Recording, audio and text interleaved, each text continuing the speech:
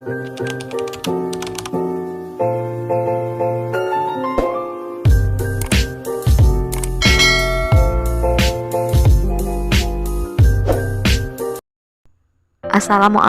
warahmatullahi wabarakatuh.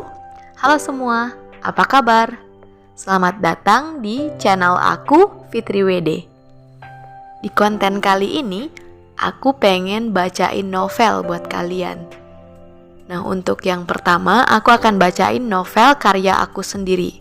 Judulnya Bintang Jingga.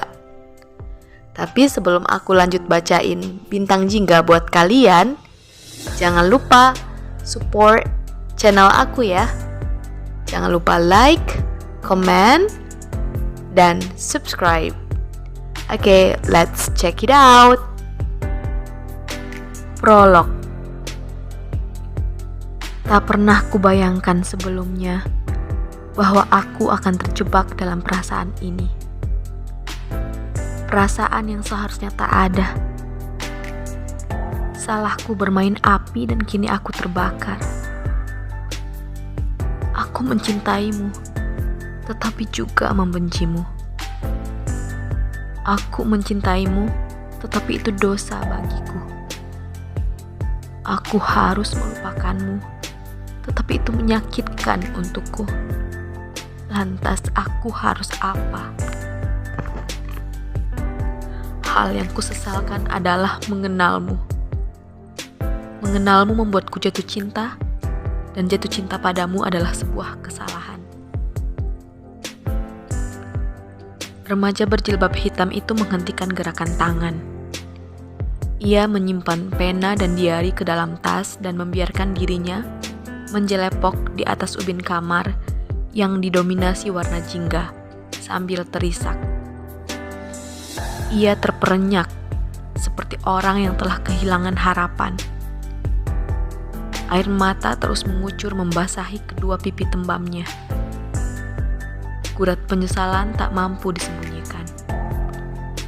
Dosa paling muskil yang senantiasa ia coba hindari telah terjadi begitu saja. Kesalahan yang dilakukan membuat ia merasa telah menjadi seorang munafik yang bersembunyi di balik pakaian muslimah. Kejadian di taman sekolah beberapa hari yang lalu adalah sebuah aib, sekaligus menjadi teguran paling ampuh, menyentak kesadaran, mengingatkan bahwa dirinya telah mewajarkan dosa yang sejatinya tak ingin ia lakukan. Astagfirullahalazim, ampuni hamba ya Allah, ucapnya dengan suara bergetar. Cairan kesedihan terus luruh mengguyur pipi kemerah-merahannya. Tok, tok, tok. Ketukan pintu membuat remaja perempuan bergamis coklat itu tersentak. Ia segera bangkit dan bergerak mendekati cermin. Menyeka air mata, menghilangkan jejak-jejak kesedihan di wajahnya. Dan bersamaan dengan hal tersebut, pintu kamar yang memang tadi kunci sudah terbuka. Figur bermata bening itu mendapati ayahnya yang sudah berpakaian rapi, mengenakan setelan jas dan sepatu pantofel, berdiri di ambang pintu.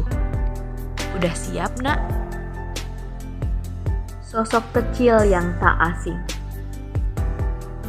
Tempat yang paling ingin dikunjungi Jingga setelah kurang lebih 12 tahun meninggalkan Indonesia adalah Monas dan Kota Tua. Dua tempat itu merupakan destinasi wisata favoritnya. Saat sang ibu masih hidup, beliau kerap mengajak Jingga ke tempat itu. Mereka menghabiskan waktu berdua saat Ridwan, ayahnya, sibuk bekerja di rumah sakit. Setelah ibu Jingga, Umi Rahmah, meninggal, sang ayah mendapat tawaran menjadi salah satu dokter di Philippine General Hospital di Manila, Filipina. Ridwan memutuskan untuk membawa Jingga yang saat itu berusia 6 tahun untuk pindah ke negara bermata uang peso tersebut.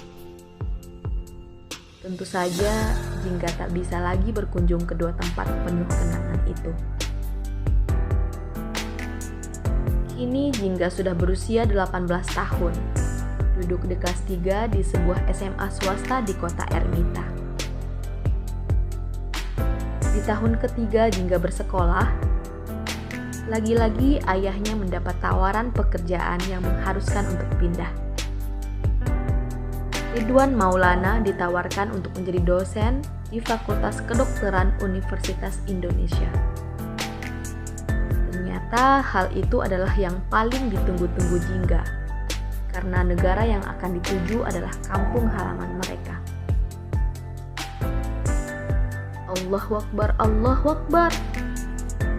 Azan berkumandang lantang disahuti kokokan ayam yang seakan ikut hanyut dalam gema panggilan beribadah umat muslim itu. Jingga terbangun, duduk sebentar di bibir tempat tidur, mengusap-usap kedua mata sembari menikmati suara yang tak pernah didengar lagi selama tinggal di Filipina.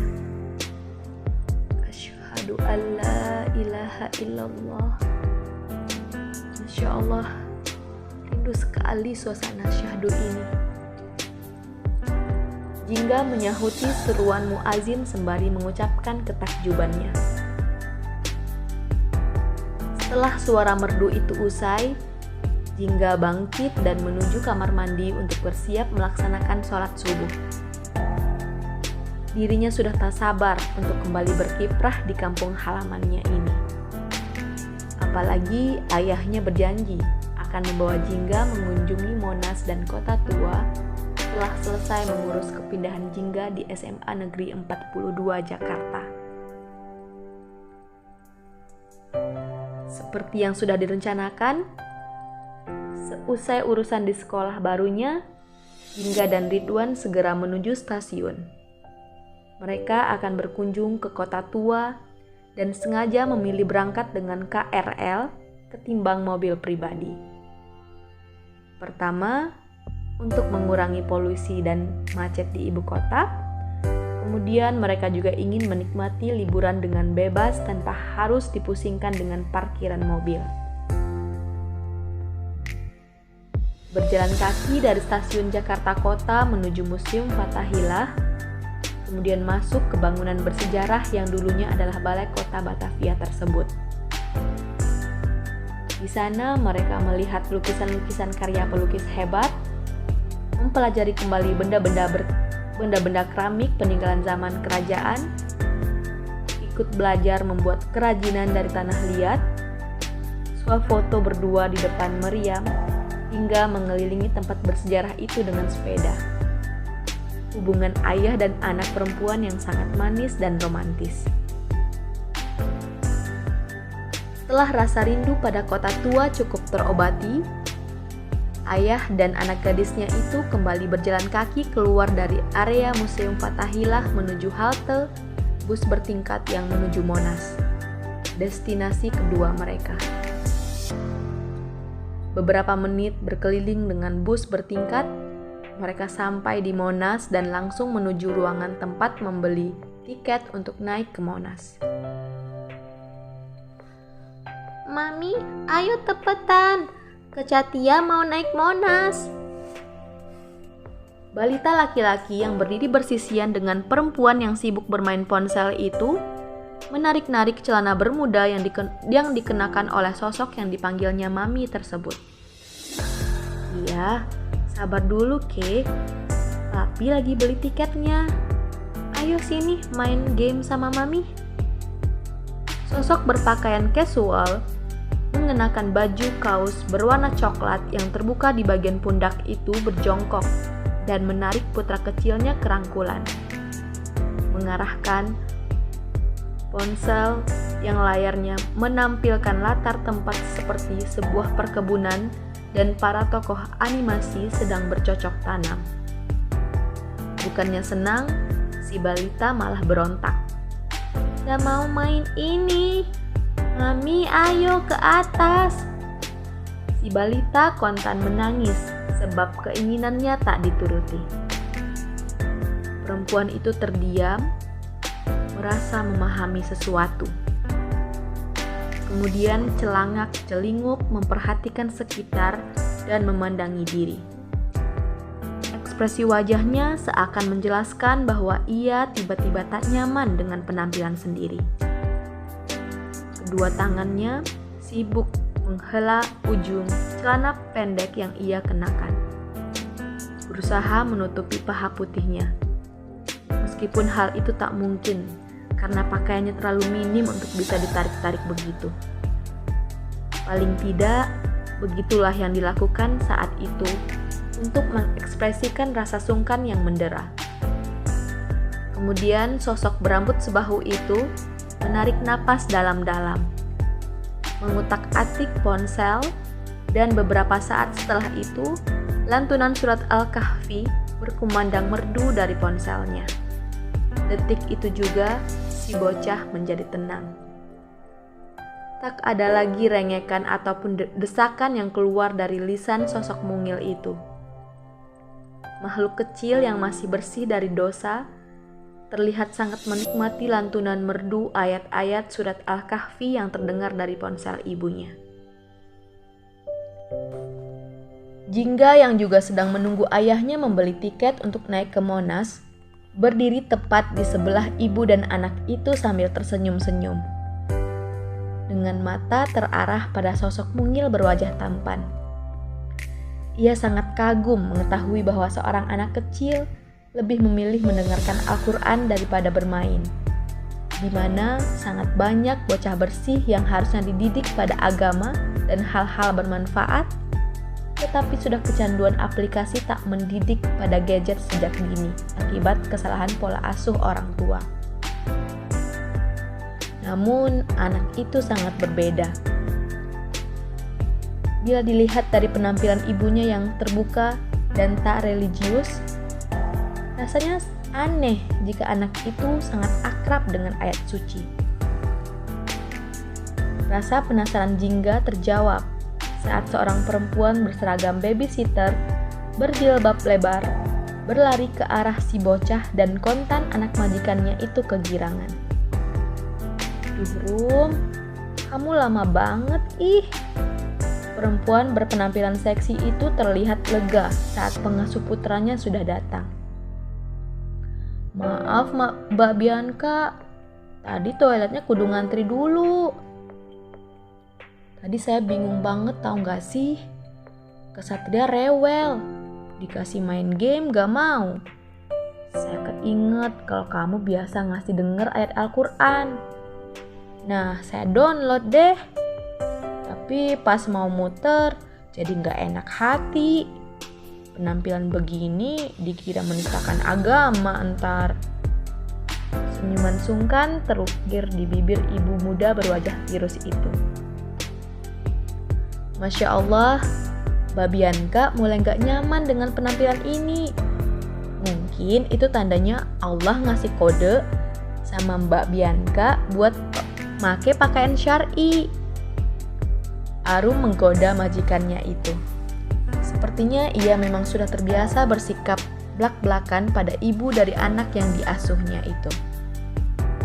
Memang dilihat dari cara mereka berkomunikasi, tidak terlihat seperti majikan dan bawahan. Sangat terbuka dan santai. Apalagi usia mereka tak terpaut jauh. Arum terlihat lebih muda dari Bianca sekitar 1-2 tahun.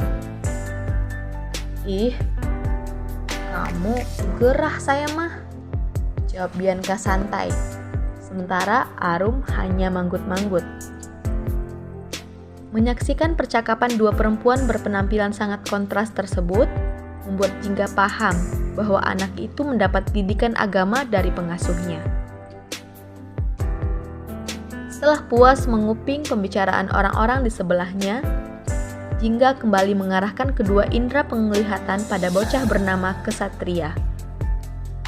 Dirinya terus memperhatikan hingga tanpa sadar sebuah ingatan muncul di memori.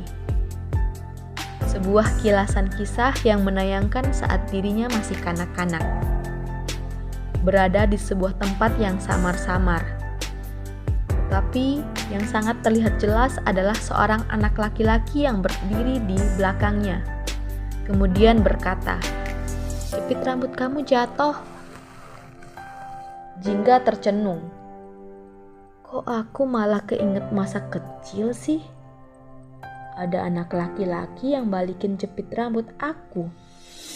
Dan anak ini, aku ngerasa kalau anak ini yang balikin jepit rambut aku. Jingga terus memperhatikan balita di sebelahnya yang asik mengemut jempol. Entah karena terlalu menikmati lantunan ayat suci atau aktivitas mengulum ibu jari, balita itu seperti tak menyadari air liur sudah memenuhi tangan mungilnya. Ah, aneh banget sih aku. Mana mungkin coba? Dia masih kecil banget. Aku memang belum pernah ketemu anak ini. Titik. Namun Jingga masih belum puas dengan keputusannya. Ia menatap anak kecil di sampingnya sekali lagi. Tuh kan, aku ngerasa familiar banget sama dia. Tapi masa iya sih anak ini teman masa kecil aku? Ya kali Jingga. Ngaco deh. Jingga membatin. Meledek dirinya sendiri. Jingga, ayo nak. Ridwan Maulana yang barusan keluar dari antrian menepuk pundak Jingga pelan. Membuat remaja perempuan yang sedang melamun itu mengalihkan pandangan pada sosok yang kini berdiri tepat di sebelahnya. Iya Bi, ayo. Jingga mengikuti sang ayah yang berjalan duluan. Sambil melangkah, Jingga masih terus memperhatikan bocah kecil yang menarik perhatiannya. Sosok berambut ikal dan wajah oriental itu masih fokus mendengarkan suara indah dari benda pipih yang kini berada di genggamannya. Sementara ibu dan pengasuhnya asyik bercengkerama. Aku pernah ketemu anak ini di mana ya? Bener-bener gak asing sama wajahnya. Tapi masa sih? Anehnya aku ngerasa kalau aku dan anak ini pernah saling berkomunikasi di masa kecil. Apa mungkin karena anak ini punya wajah yang mirip sama anak yang balikin jepit rambut waktu itu? Jingga masih memandangi sosok kecil yang tak asing itu sampai kaki membawanya masuk ke elevator menuju bagian atas Monas.